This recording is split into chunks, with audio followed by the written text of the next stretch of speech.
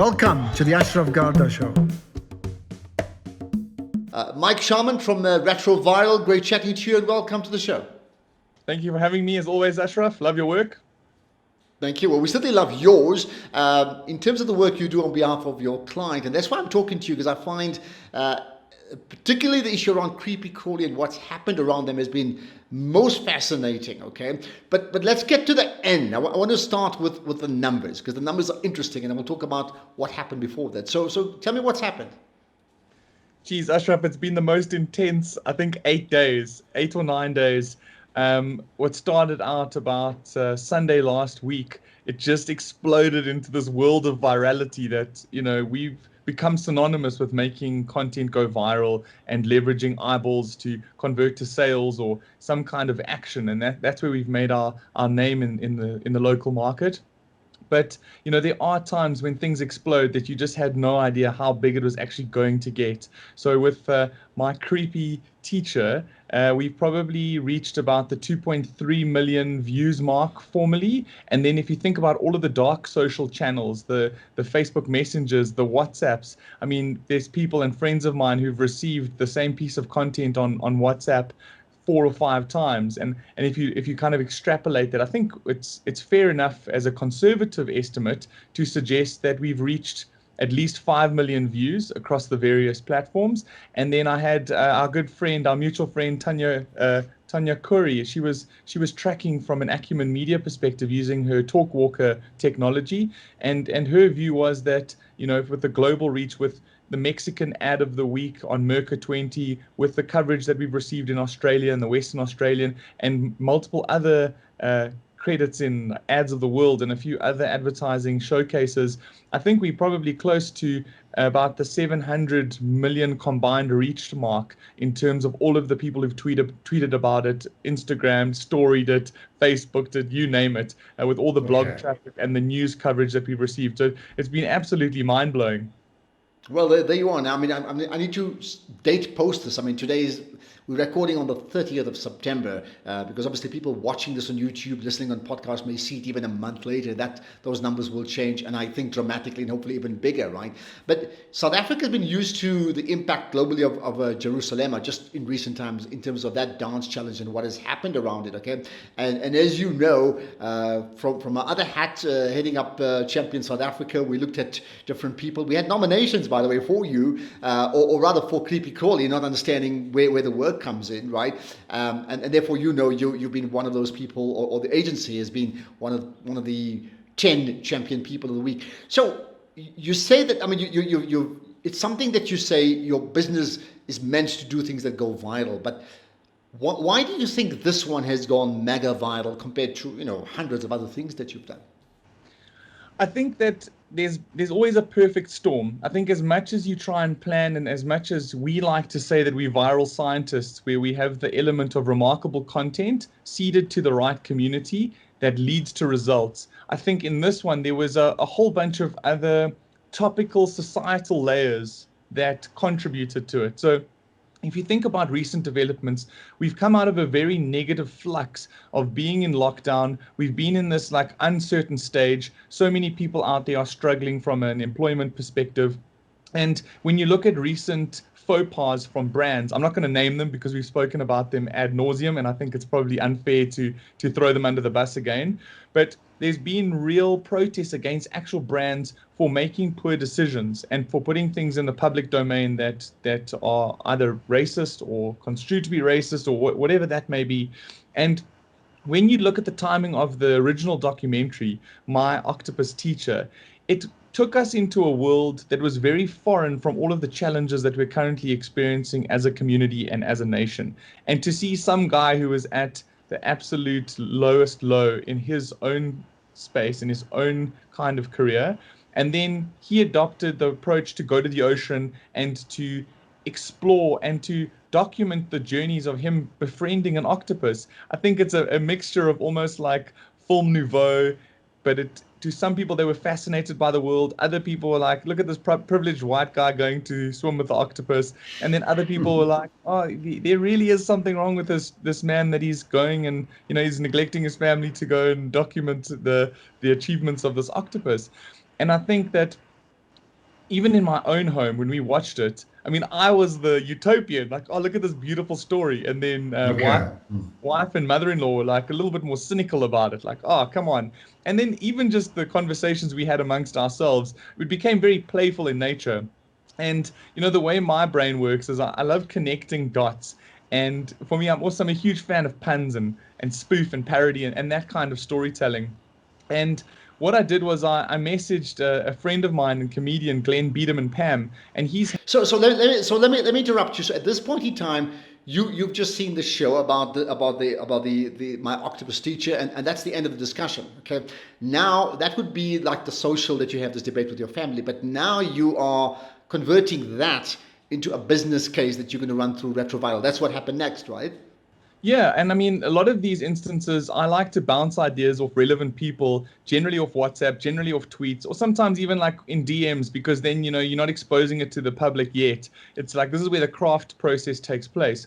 So Glenn and I had worked together on a spoof earlier in the year for Gumtree, where we took a quite a controversial interview between John Steenhuisen and Flo Ledwaba from SABC, and she and him got into this altercation about which South Africans, Mr. Steenhuisen, and then John even took her to the BCCSA, which we thought was quite hilarious. We wanted to parody John Steenhuisen. So Glenn played the role of Steenhuisen. We edited him in a recording that we did separately into the original broadcast. We work with an incredible editor, Declan Manka. Shout out to you.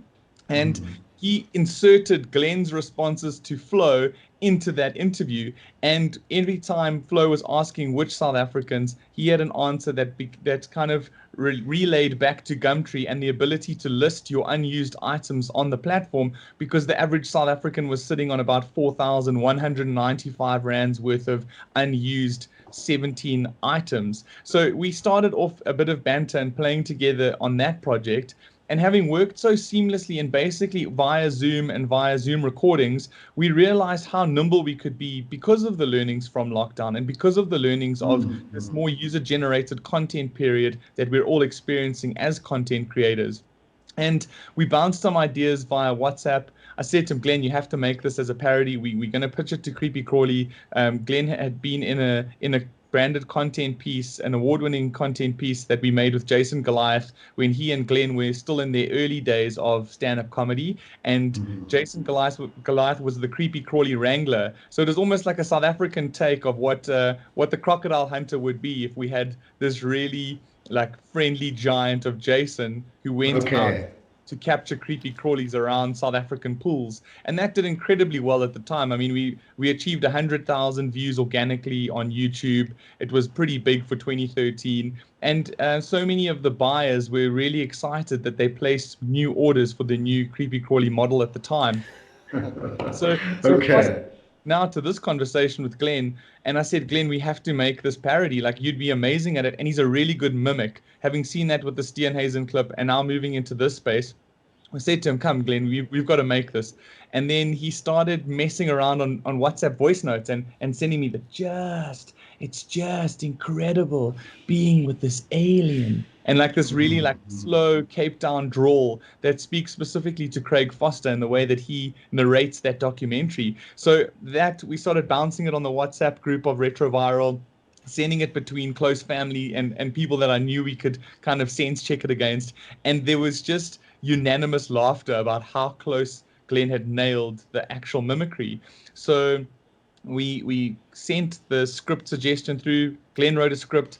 I tweaked it a little bit, said, let's remove some of these things, let's put that into it. So I formed like an ECD role on the project, and then went backwards and forwards, and then we pitched the idea to Creepy Crawly via WhatsApp. So it was the octopus trailer, it was the script spoof via WhatsApp text that we sent, some voice notes of Glenn playing that character, and then it was last week Saturday when Glenn shot it with a contact of his called Michael and obviously Declan, who's the editor.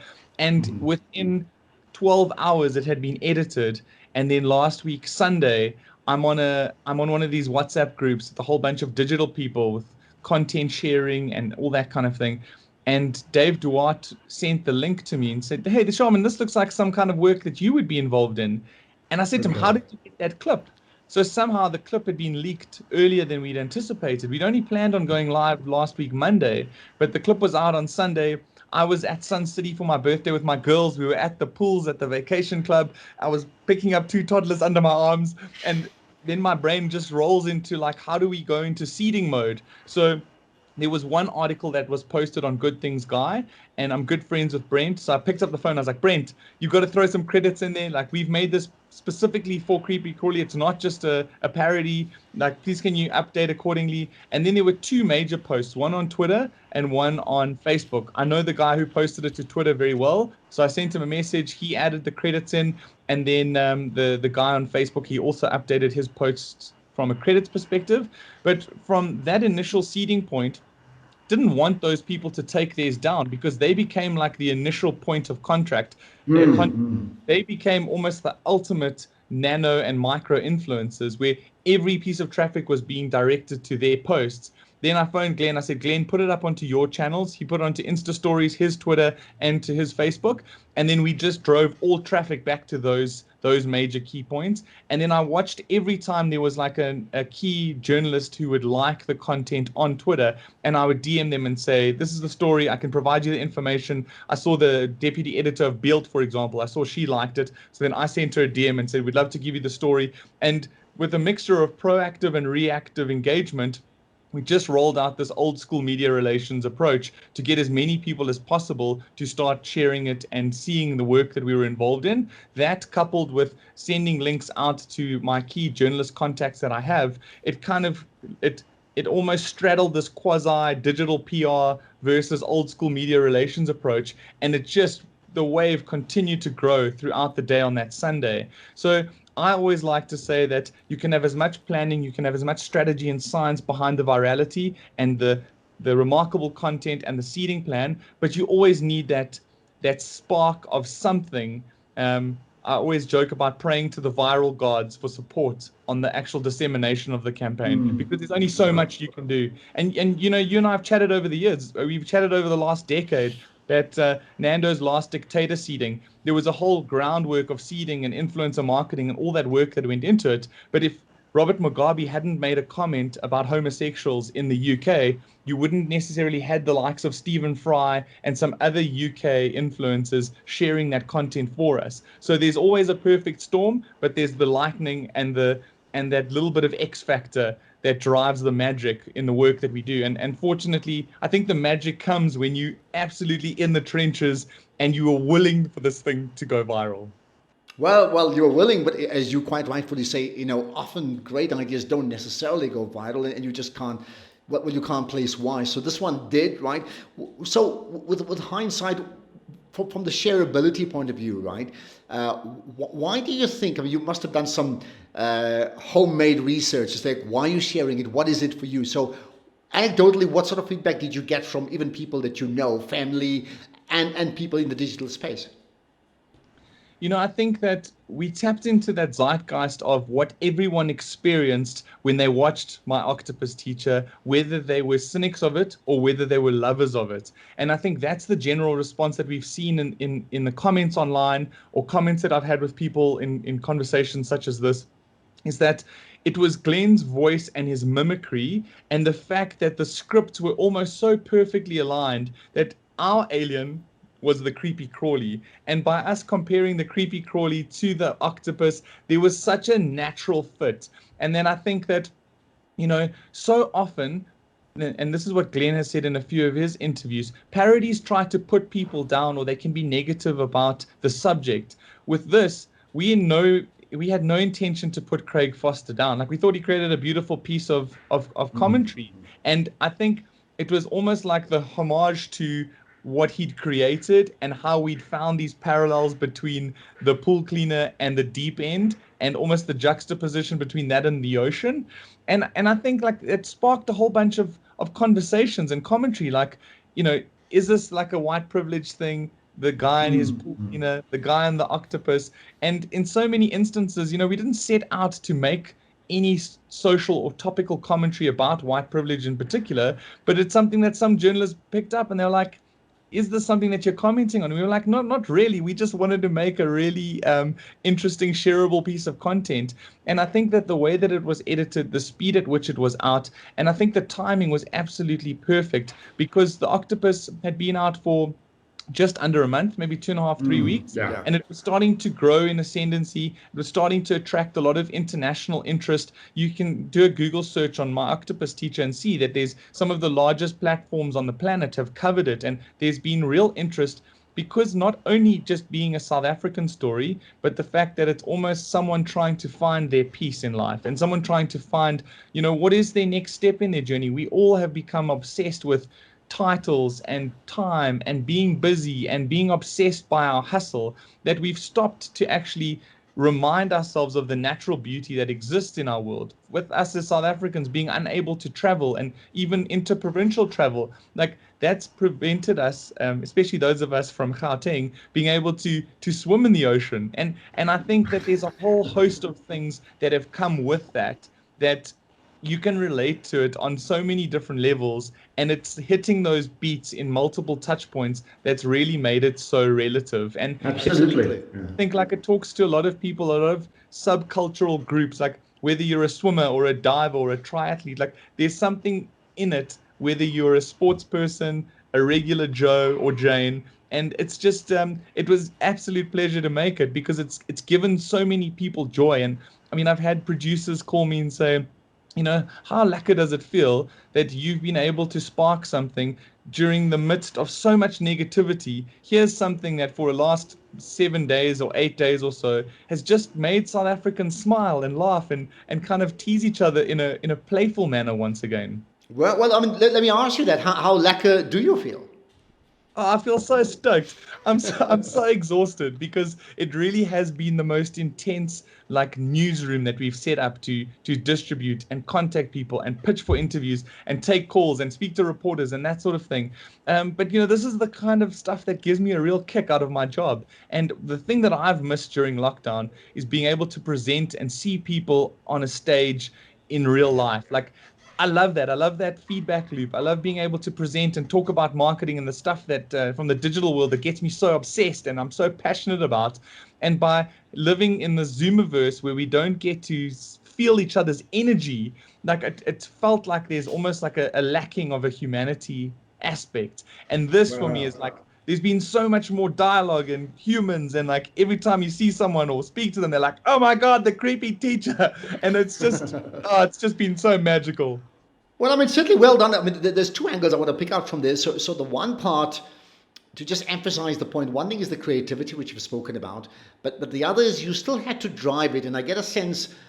I mean, it's a word you used, sort of old-fashioned PR. You literally had to drive it yourself. Whereas often, organizations who have a creative room, they would have an outsourced publicist who's not connected inside. Whereas, I mean, you certainly DM me in the past, and you probably will do so again in the future. But the point is, you made those personal one-on-one connections in the hope that there will be some uptake on that, right? Totally. And I mean, even now, like I'll still Google all the people internationally who are writing about My Octopus Teacher, whether it be on the Daily Mail or CNN, and I'll tweet them and say, you wrote about the Octopus Teacher. I loved your review. Check out our spoof that we made. And occasionally there's a retweet or there's a like it or that's very cool. And it sparks that interest. But for me, like I've always been obsessed with earned media. Like earned media for me is one of the most underrated skills. And for someone like me who loves people and loves connecting dots, like it's the best part of my job because I get to phone up people and say, oh, we made this thing that I'm so incredibly excited about.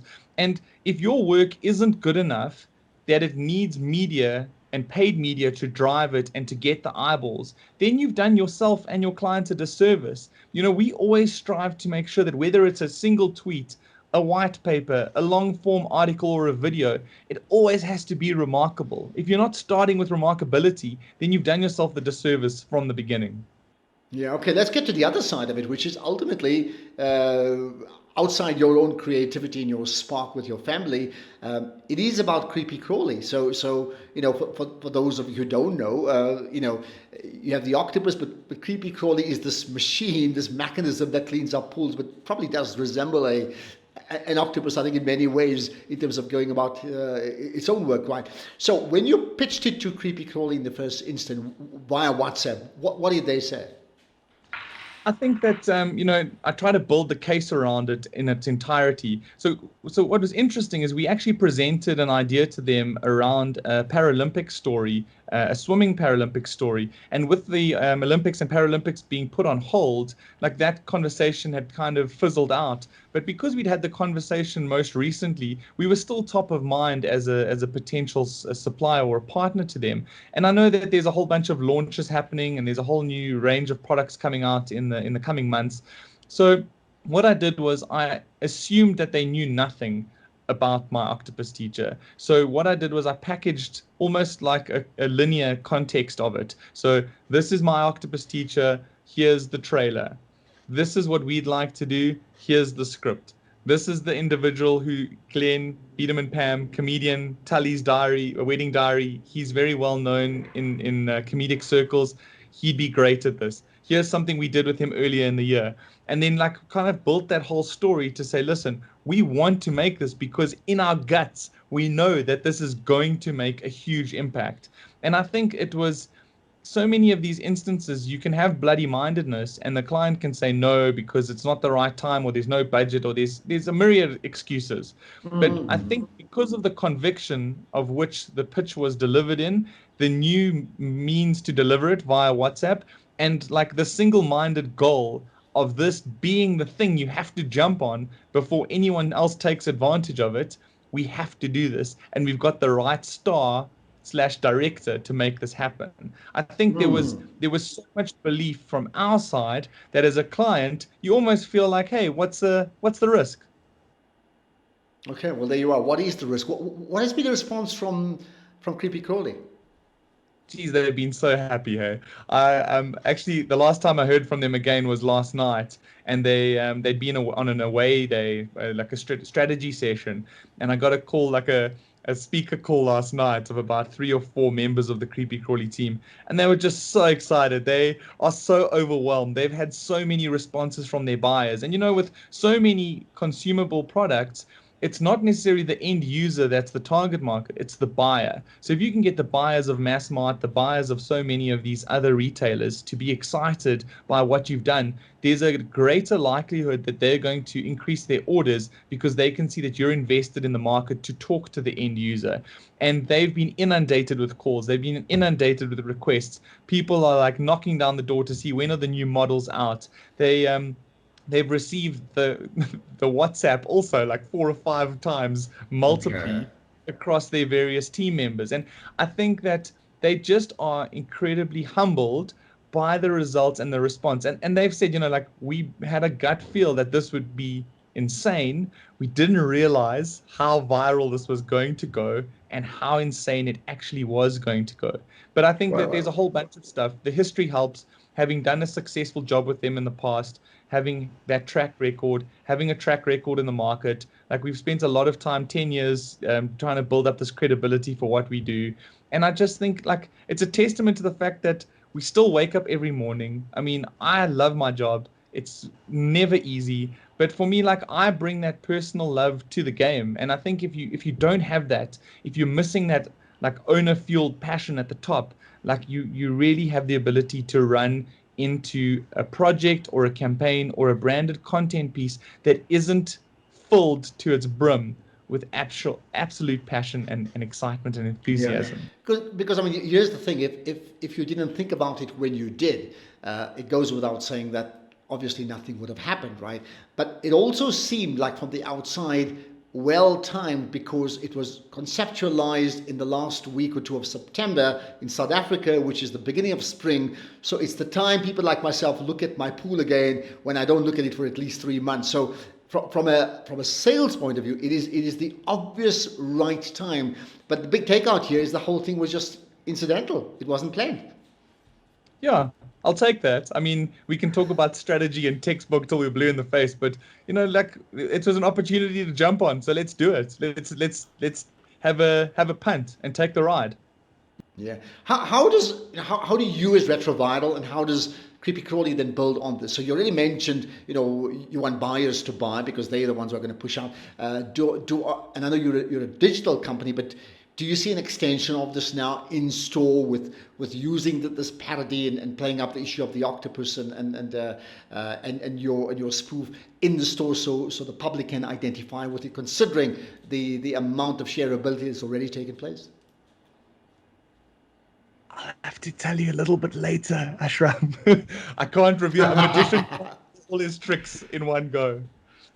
All right. Well, I'll tell you what, as you whisper, we're going to leave it at that. But well done to you guys. And therefore, I'm very comfortable, even outside the digital space, to say what you've done is the type of innovation and creativity that we, not just in terms of our work as in this marketing wars feature, but certainly understanding the need to be creative and innovative to build a champion nation. You guys have done just that. And that's fabulous. Thank you, Ashraf. Always appreciate your time and always grateful to be a guest on your show. In this moment, it's like we're collectively holding our breath. One world, two extremes, it just doesn't feel right. What if we're on the edge of a new normal? And so we had an idea, one that we think could change the course of history, the end of extreme poverty. To do it, we'd be going up against the biggest product companies on the planet. We need us, the consumer, to unite our voice and together flip business as usual. I'm in, are you?